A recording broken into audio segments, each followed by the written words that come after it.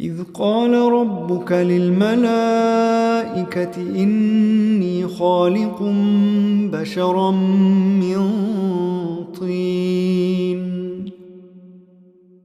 فإذا سويته ونفخت فيه من روحي فقعوا له ساجدين فسجد الملائكة كلهم أجمعون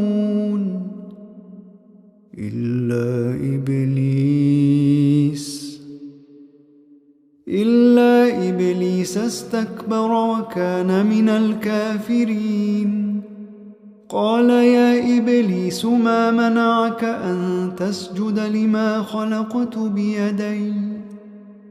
أستكبرت أم كنت من العالين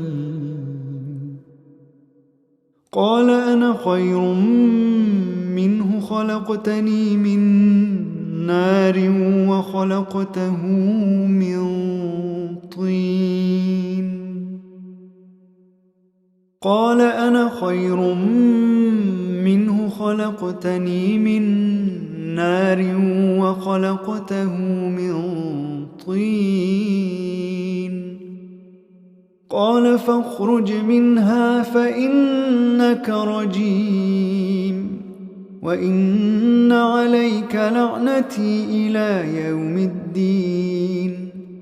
قال رب فأنظرني إلى يوم يبعثون قال فإنك من المنظرين إلى يوم الوقت المعلوم قال فبعزتك لأغوينهم أجمعين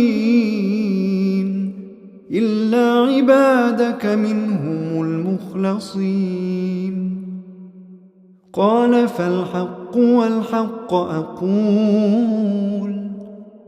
لأملأن جهنم منك وممن تبعك منهم أجمعين قل ما أسألكم عليه من أجر وما أنا من المتكلفين إن هو إلا ذكر للعالمين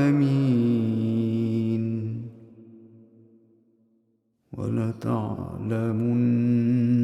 نبأه بعد حين